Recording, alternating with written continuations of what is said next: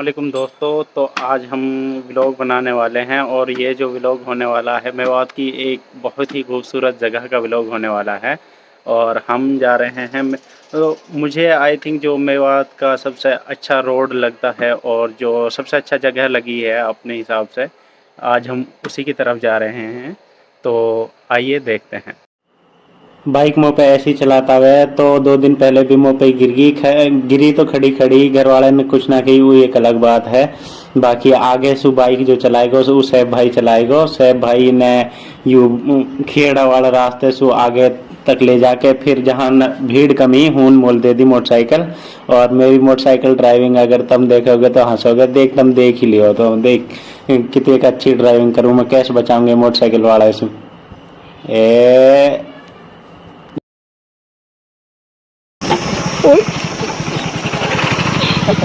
भाई ब्रेक ना लगे, सही करो, गलत दे दूंगा तुम, और ब्रेक ना लग भाई।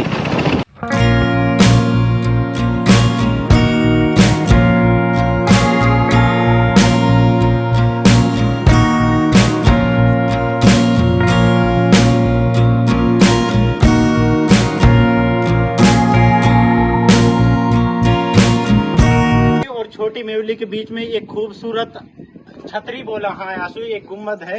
और ये जो गुम्बद है दो खेतन में डिवाइड है। एक गुम्बद या खेत में आ रही है और एक गुम्बद वह खेत में आ रही है। तो माशाल्लाह ये बहुत ही बेहतरीन खूबसूरती से भरे गुम्बद हाँ, मगर इनके इतिहास के बारे में हमें कोई जानकारी ना मिल पाई है, क्योंकि यहाँ पे कोई भी ऐसा बोर्ड ना है जाके बारे में थोड़ा बहुत पढ़ो जा सके। और यहाँ कोई ऐसा आदमी ना है कि जहाँ हम पूछ सका कि इनकी कहाँ सिग्निफिकेंस रही है। साथ ही साथ यहाँ एक साइड में एक और स्ट्रक्चर दिख रही है जो एंशियंट है और वो पूरी तरह से बिखरी हुई है। और ये शायद कुआं है इधर। जो एक गांव है ये बहुत ही खूबसूरत गांव है और पहाड़ की बिल्कुल गोद में बसा हुआ गांव है। और जो पहाड़ का नज़ारा है गांव को और भी खूबसूरत बना देता है। तो इधर हमें एक और अच्छी चीज देखने को मिली है। मेरे पीछे गाय चल रही हैं। मेवात को अक्सर गाय को लेकर बदनाम किया जाता है कि यहाँ गोकशी होती है, मगर मेवात से ज्यादा गोरक्षक और मेवात से ज्यादा जो गौ पालन करने वाले हैं वो भी शायद ही कहीं मिलते हों। और जो मेवात में गायों की कंडीशन है वो बहुत बेहतरीन है और गायों को बिल्कुल एक नेचुरल इन्वायरमेंट में रखा जाता है। इसके साथ वहाँ भी आपको गाय देखने को मिल जाएंगी, पहाड़ की तलेट में आपको और गाय मिल जाएंगी। तो मेवात में जो मेवात को लेकर एक प्रोपेगेंडा मचाया जा रहा है, जिसको लेकर चीजें खराब की जा रही हैं और हमारे मेवाती भाइयों को अक्सर लिंचिंग कर दी जाती है जिनकी, तो उन लोगों के लिए एक सबक है कि मेवात को जिस तरह से मीडिया में दिखाया जा रहा है, जिस तरह से उसके खिलाफ प्रोपेगेंडा बनाया जा रहा है, मेवात उस हकीकत से बहुत अलग है।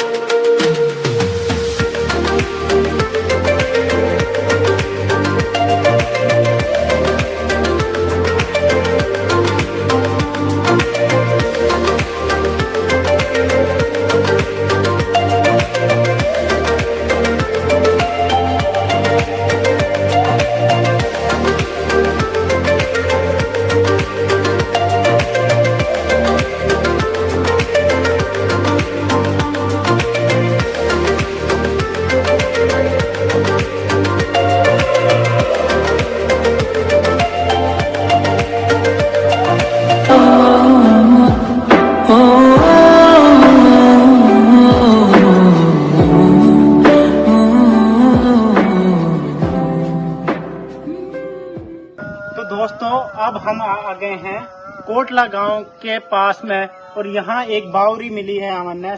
मेवात में ऐसी बहुत सारी चीज हाँ जो दिखाने लायक हाँ, मगर अभी भी लोग उनके बारे में जानकारी ना रखा हाँ। यूँ एक अच्छी खासी बावरी है। दिल्ली में हम बावरी देखने लू जा करे तो वहाँ अच्छी खासी भीड़ मिलत रही, लोग इन चीजों की कदर जाना करे। मगर मेवात है ना तो यहाँ ऐसा ही कुछ काम कर रही है, ना यहाँ की जो प्रशासन है वो इन चीजों पर नजर रखे है। तो जो ये बावरी है ये भी एक पर्यटन स्थल के रूप में विकसित करो जा सके है। और जो ये यहाँ के पीछे को जो सीनरी है वो भी बहुत बेहतरीन है माशाल्लाह। तो अभी हम पहुंचे ना हाँ, तो कोटला गांव यहाँ से थोड़ी दूरी पे स्थित है। जी देखिए, जहाँ तक मेरी समझ है, जैसा कि जो ये कोटला शब्द है, पहले तो इसको समझने की ज़रूरत है। आमतौर पे हम जैसे दिल्ली का जिक्र करते हैं, दिल्ली की हिस्ट्री के बारे में बातें करते हैं, तो पुरानी दिल्ली के बारे में बहुत सारी बातें होती हैं कि भाई पुरानी दिल्ली ऐसी है। लेकिन समझने की चीज़ ये है कि पुरानी दिल्ली से पहले, जिसको आज पुरानी दिल्ली कहा जाता है, शाहजहानाबाद के इलाके को या जामा मस्जिद, लाल किले के आसपास के इलाके को, उससे पहले 6 दिल्ली कमोबेश बस चुकी थी दिल्ली शहर में। और पहली दिल्ली की जहाँ तक बात है तो वो जो है महरौली के आसपास का इलाका है, और उसमें भी एक लाल कोट बना था उस जमाने में। तो कहने का मतलब ये कोट और कोटला जो है ये किले से वाबस्तगी इन दोनों शब्दों की।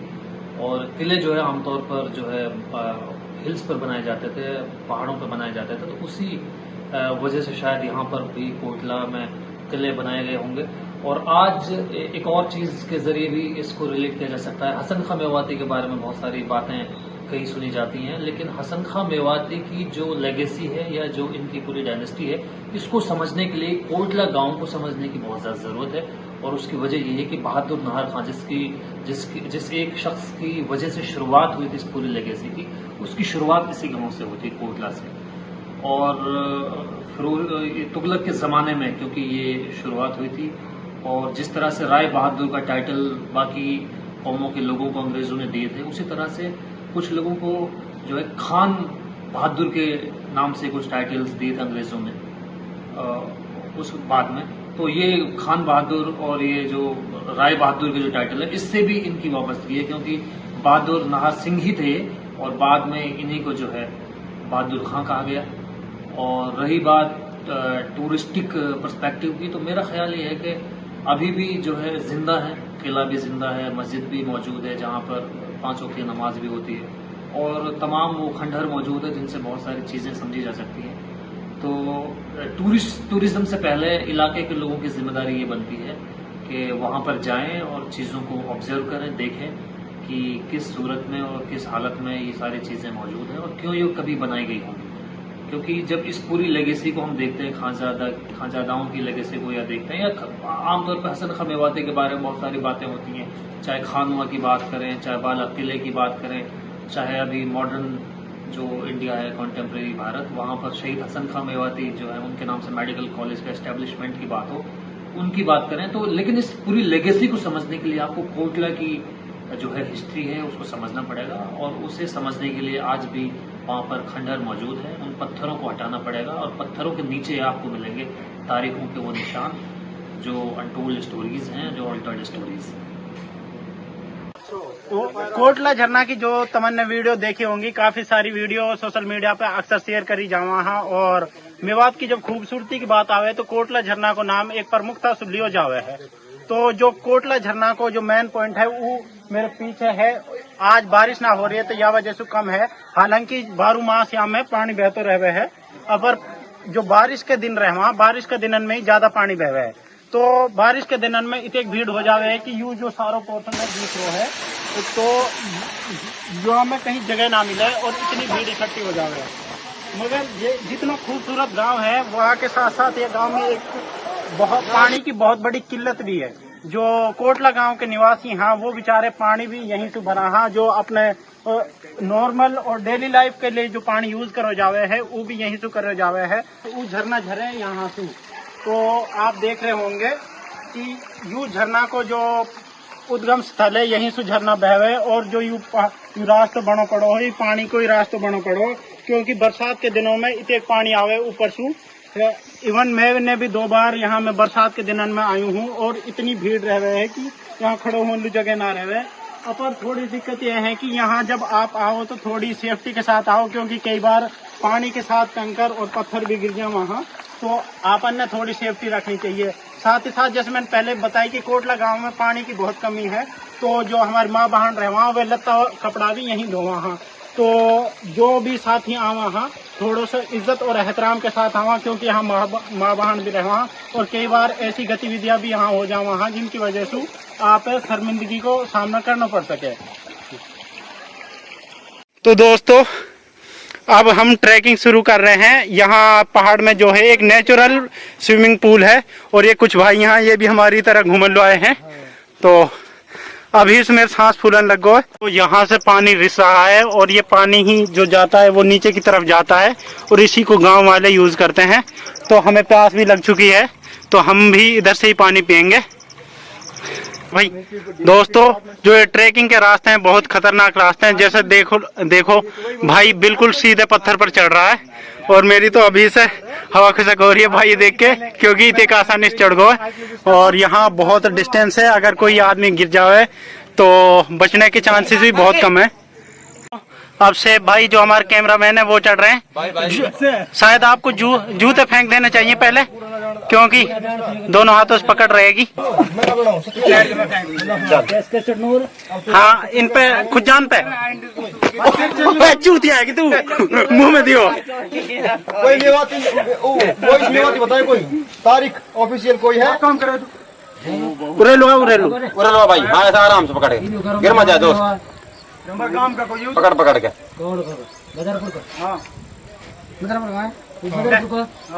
देखो थे ना यार, हम 3 बदर पर गए। देख कहाँ वो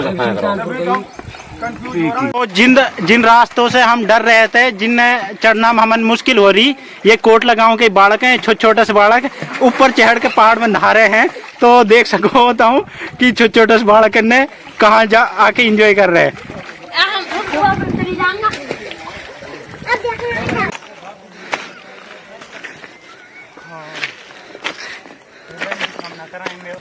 मां की कसम, हम तो खामे का जोनी सिंस बने डोला, हम 3 तक हार गए। तो अब तक हमने आधी डिस्टेंस कवर कर ली है और यहाँ तक हमारी हालत पतली हो गई है। सभी साथी थक गए हैं और अब हम आपको दिखा रहे हैं ये व्यू, क्योंकि काफी अच्छी डिस्टेंस हमने कवर कर ली है। अब ज्यादा डिस्टेंस है नहीं, जो हम जा रहे हैं एक नेचुरल पूल पर। तो यू जो गांव है, यू कोटला गांव है, वहाँ के बाद जो दूर से दिख रहा है तो वो आकेड़ा गांव को नजारा नजर आ रहा है।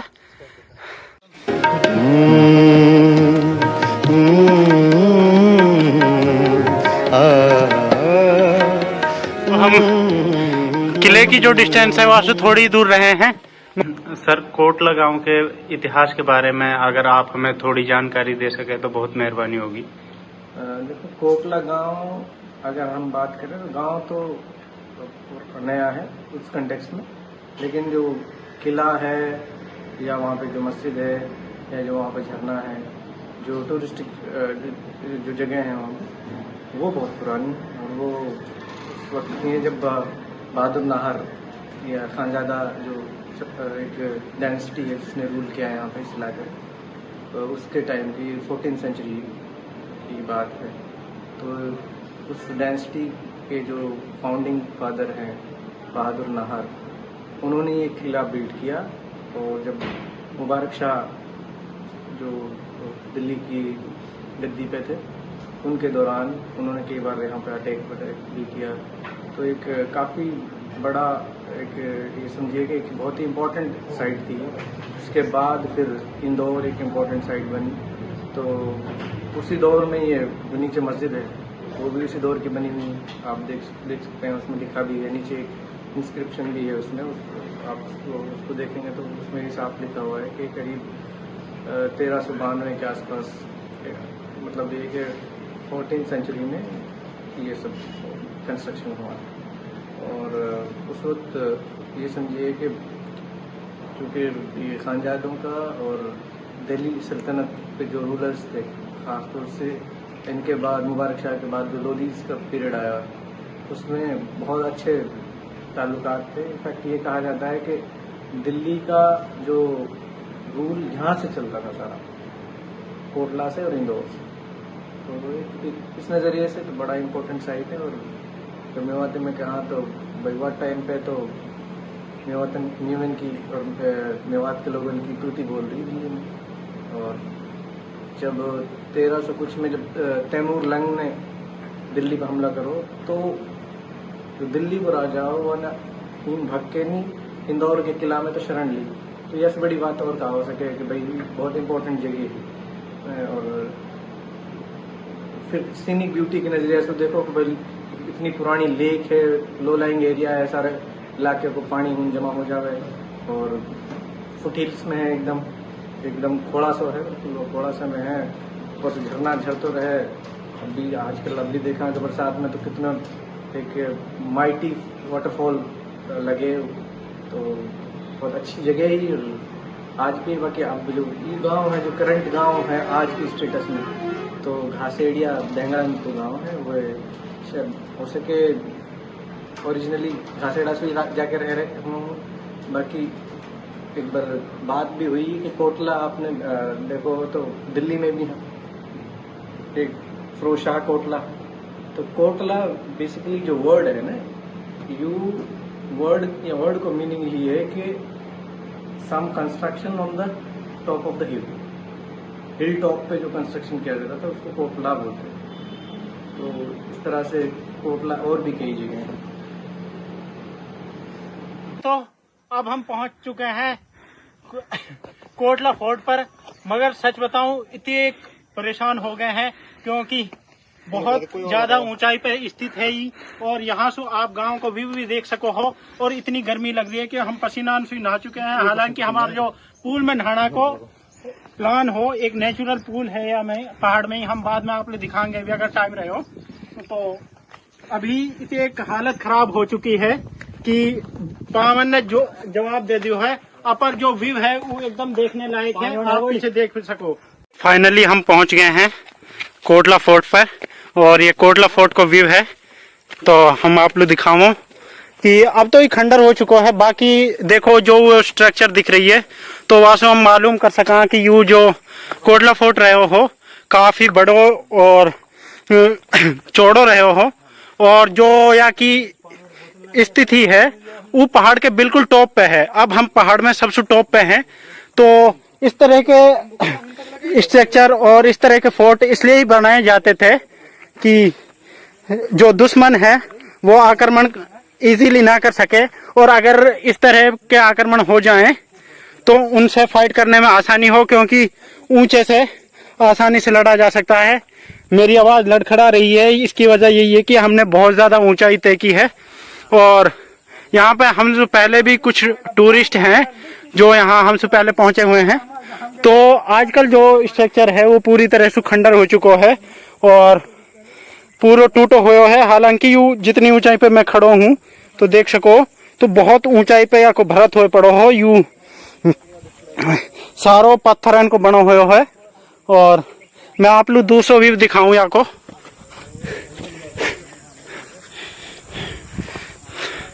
तो यू यहाँ को ऊपर टॉप से व्यू है। तो यहाँ बच्चे बैठे हुए हैं और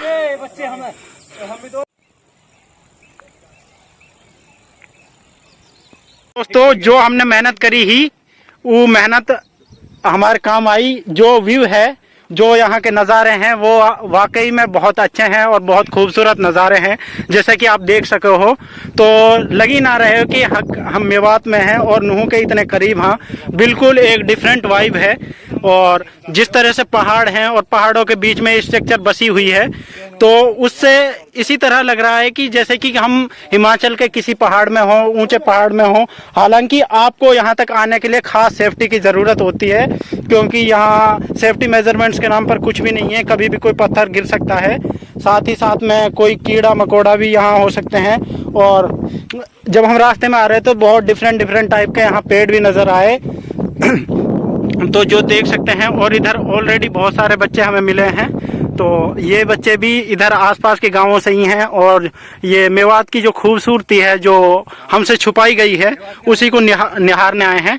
तो जैसा कि आप देख रहे होंगे कि वास्तव में ही जो व्यू है वो बहुत खूबसूरत है।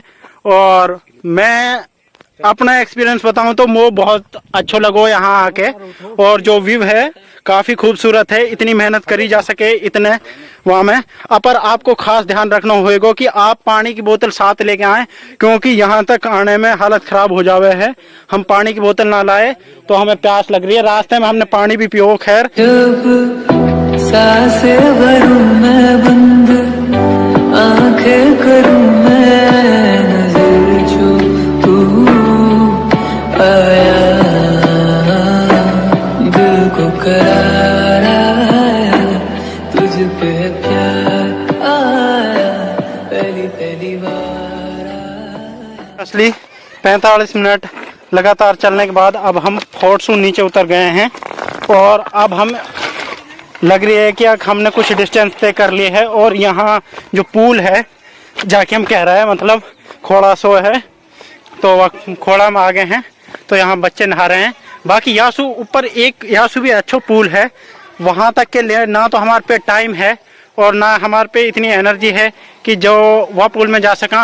वो पूल या तरफ है, अगर आप में कभी आना होवे और कभी आपके पास टाइम हो तो वो ऊपर चढ़ के जाओ तो वो वहाँ है। बाकी यहाँ भी दो हैं खोड़ा टाइप में और उनमें खूब साफ पानी है तो नहाने लायक पानी है। ये तो इसमें बच्चे नहा रहे थे काफ़ी देर से इसलिए थोड़ा गदला आ रहा है, बाकी जो दूसरी तरफ है वो सही पानी है। फाइनली कुछ राहत के पल, अब हम ही नहा रहे हैं। बाकी यहाँ से भी अच्छा हो, अगर पूल तमन्ना देखना है तो वो थोड़ी सी ऊपर है, वहाँ ऊपर जाना पड़ेगा तो काफ़ी मतलब जो थकान ही वो सारी खत्म हो चुकी है। यहाँ में नहा के बहुत ठंडा पानी है। सांझ होगी तो यह वजह से हम ऊपर वाले पूल में तो जाना पाए, अपन नीचे इतने पानी तो हो कि आराम से आदमी नहा सके।